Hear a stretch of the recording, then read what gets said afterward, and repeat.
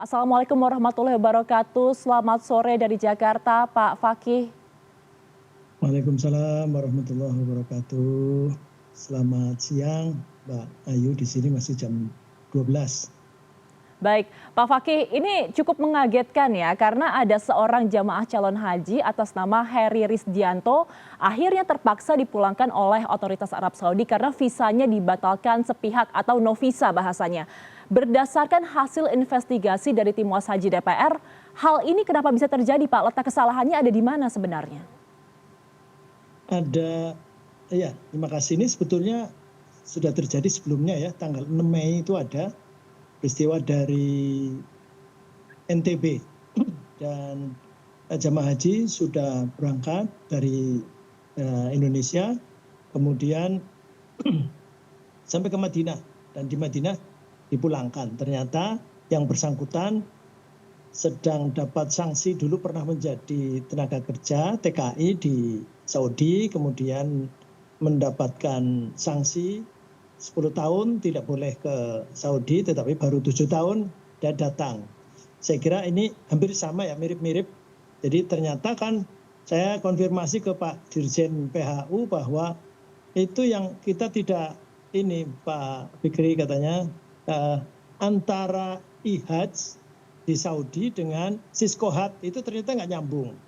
Jadi ini kan tidak boleh terjadi dan itu kan kesalahan sepenuhnya sebetulnya di pihak kita sebagai penyelenggara atau pemerintah. Mestinya ini juga saya minta untuk supaya itu mendapatkan kompensasi, advokasi, karena menurut Undang-Undang 8 2019 tentang penyelenggaraan ibadah haji, bahwa penyelenggaraan ibadah haji ini atau undang-undang ini ada eksis itu karena untuk pembinaan, pelayanan, dan perlindungan. Dan kalau ada masalah begini, mestinya warga negara Indonesia wajib untuk mendapatkan perlindungan lewat kementerian terkait. Nah sekarang ini Pak Heri ya? Ya Pak Heri, betul Pak. Heri Risdianto Waridin, itu dari Kertajati kalau nggak salah. Betul. Nah dari Kertajati. Ini juga saya sudah mendapatkan kronologinya dari Kantor Urusan Haji Republik Indonesia, Daerah Kerja Bandara. Kesimpulannya sama, ini juga jadi ada proses.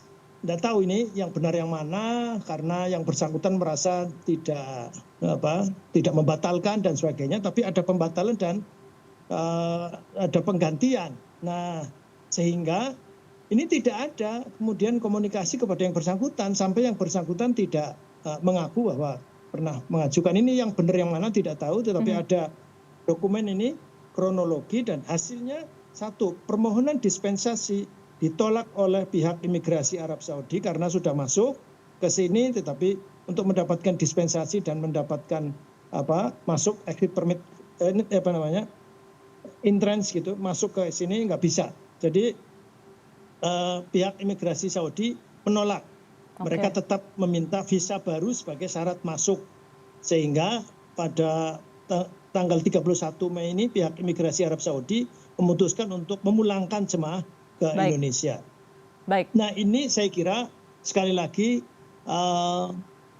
kalau sudah seperti ini kan berarti bukan jamaahnya. Jadi ini sepenuhnya berarti sistem kita itu tidak kompatibel antara IHAJ dengan Siskohat.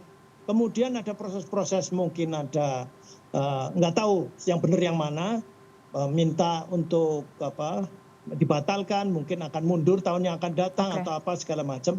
Lepas dari itu semuanya, tetapi sebagai warga negara Indonesia, Pak Heri ini harus mendapatkan perlindungan. Kalau misalnya harus ini, ya harus ada jaminan tahun yang akan datang mungkin harus diberangkatkan. Oke. Begitu. Pak Fakih, tadi Anda mengatakan bahwa ada pembatalan dari pihak Pak Heri dan juga diganti namanya. Apakah ada informasi siapa yang menggantikan namanya?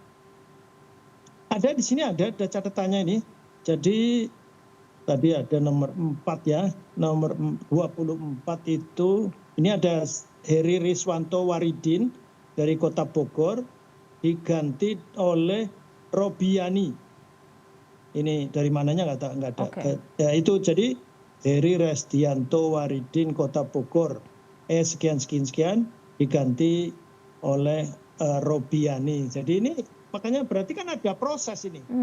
Tetapi di sini sudah ditolak karena setiap orang, saya kan datang ke sini mesti kan dapat visa tuh. Ya. Ya, ketika visa itu sudah di-print, kemudian ternyata visa itu keluar tapi sudah ditolak oleh sini, tidak mendapatkan konfirmasi, atau di IHADS kita di Indonesia ini tidak mendapatkan update, itu saya kira fatal menurut saya. Oke. Jadi tidak benar, saya kira menurut saya ini yang perlu nanti. Jadi saya kemarin dengan Kementerian Agama, kemudian dengan BPH juga mendengarkan semuanya. Ada juga, ini kan bukan urusan haji, ini kadang-kadang hanya urusan Kementerian Agama saja, padahal kan juga Dubes sana juga harus ikut serta, kemudian juga Konjen Mekah juga harus peduli dengan hal-hal begini, karena kepentingannya adalah pemerintah atau negara ini melindungi warga negara untuk menjalankan aktivitasnya termasuk ibadah supaya lancar. Nah, ada masalah global, yaitu ini visa, karena tidak hanya Indonesia. Ini tapi masalahnya nanti ada furoda itu, tapi ini bukan masalah ini.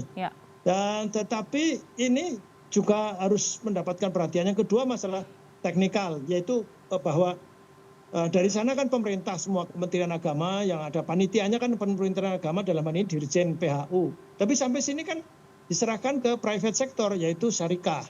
Nah ini kok juga masalah luar biasa. Dan terakhir bahwa kayaknya ini masalah aktualnya, pemerintah Saudi itu nanti ke depan sudah nggak mau ribet-ribet, semuanya di satu aplikasi namanya Masar Nusuk.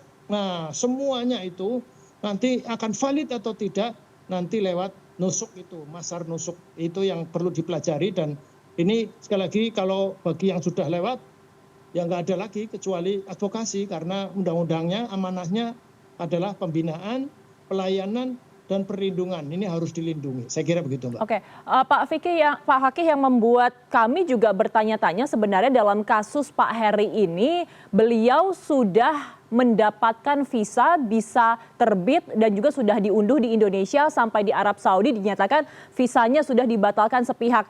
Kalau masalah visanya ini sebenarnya masalahnya di mana, Pak? Apakah di Kementerian Agama atau di otoritas Arab Saudinya? Dan apakah ini sebenarnya pernah terjadi di tahun-tahun sebelumnya?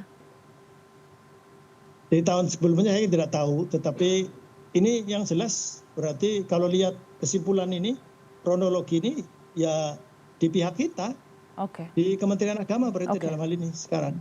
Karena ya sudah ada pembatalan, tapi kok nggak nyampe sana, masih di ini apa, masih bisa di print.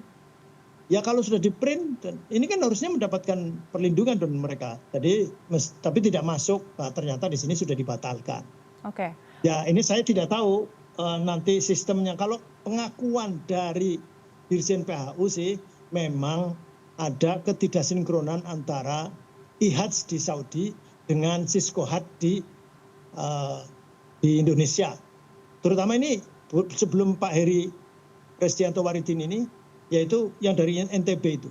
Nah, itu kenapa bisa terjadi? Kenapa lolos? Kenapa sampai sana baru dipulangkan? Kalau begitu kan masalahnya tinggal nunggu saja 3 tahun yang akan datang dia sudah selesai banningnya. Nah ternyata yaitu Pak, tidak nyambung antara Siskohat dengan IHADS yang dimiliki oleh Kementerian Haji di Saudi. Nah nanti saya kira Masar Nusuk ini harus betul-betul dipelajari betul, karena semua orang bisa mengakses dan semua orang bisa daftar.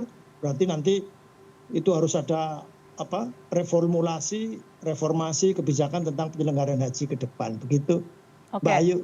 Baik, Pak Fakih, jadi kan Anda tadi mengatakan bahwa ini kesalahannya ada di kita, di Kementerian Agama begitu. Apakah sudah ada koordinasi atau mungkin untuk duduk bersama Pak Herinya dan juga Kementerian Agama? Karena kalau kita melihat Pak Heri ini kan pasti sangat sedih begitu ya, sudah sampai di Arab Saudi, akhirnya harus kembali pulang ke Indonesia. Terutama Pak Heri ini juga datang bersama keluarganya, bersama istri, anak-anak dan juga orang tuanya begitu. Pasti kekecewanya sangat mendalam. Ini sudah dimediasi, sudah difasilitasi untuk berdiskusi belum, Pak? 203.000 orang haji reguler. Memang ada masalah-masalah yang fatal, terutama yang tentang visa ini. Ingat saya jumlahnya 3, 2 diantaranya yang tadi, yang NTB dan 1 Pak Heri ini. Dan Pak Menteri kemarin kan ketemu di Qoah Makkah di Mekah, ketemu dengan tim WAS bahwa semua problematika nanti akan diselesaikan dengan beberapa pihak, termasuk juga ini nanti yang haji furoda, meskipun itu bukan, ini kan B2B itu, business to business, karena itu dengan pihak swasta. Tapi kan masyarakatnya adalah masyarakat Indonesia. Sekali lagi Pak Menteri sudah menyampaikan di depan tim WAS bahwa problematika terutama yang sudah terjadi, terus juga Pak Dirjen juga nanti akan kita selesaikan, karena secara khusus bagaimanapun tidak ada yang tidak mungkin tidak ada yang kececer, ini masih ada yang kececer. Nah ini belum, ini besok kan mau Arafah ini. Ini memang problematika besar, kita sedang konsentrasi mempersiapkan bagaimana supaya besok bisa berangkat semuanya, sementara sebagian di antara jamaah haji itu masih belum jelas sampai jam 12 tadi, ada yang masih belum dijemput, ada yang masih bilang belum dapat nusuk dan sebagainya. Janjinya bahwa semua jamaah haji dari Indonesia reguler ataupun khusus semuanya akan mendapatkan kartu nusuk, itu jaminnya begitu. Sebetulnya janjinya tanggal 3 kemarin sampai jam 20 tadi malam, tapi sampai pagi ini masih belum selesai. Nah, masalahnya adalah di print, karena di print out. Nah, itu jadi Kementerian Agama sudah berkomitmen akan menyelesaikan, mudah-mudahan nanti segera diselesaikan. Pak Heri juga tekan hanya beberapa orang ya, kalau 3 orang se-Indonesia dari 203.000 jamaah haji reguler mestinya harus diselesaikan dengan baik, dan harus ada jaminan mestinya apakah tahun depan berangkat haji atau bagaimana. Saya kira mudah-mudahan ada penyelesaian yang menguntungkan atau yang tidak merugikan, terutama jamaah haji Indonesia. Begitu Mbak Ayu. Baik, kita sama-sama berharap ada kompensasi yang setimpal dari masalah ini untuk Pak Heri dan juga seluruh jemaah haji yang mungkin saat ini belum menerima kartu nusuk. Terima kasih telah bergabung bersama kami. Terima kasih atas informasinya Pak Abdul Fikri Fakih, anggota tim WAS Haji DPR RI. Selamat sore waktu Indonesia Pak. Assalamualaikum warahmatullahi wabarakatuh. Sehat selalu Pak. Assalamualaikum warahmatullahi wabarakatuh. Selamat siang Mbak Ayu dan CNN semuanya. Assalamualaikum warahmatullahi wabarakatuh.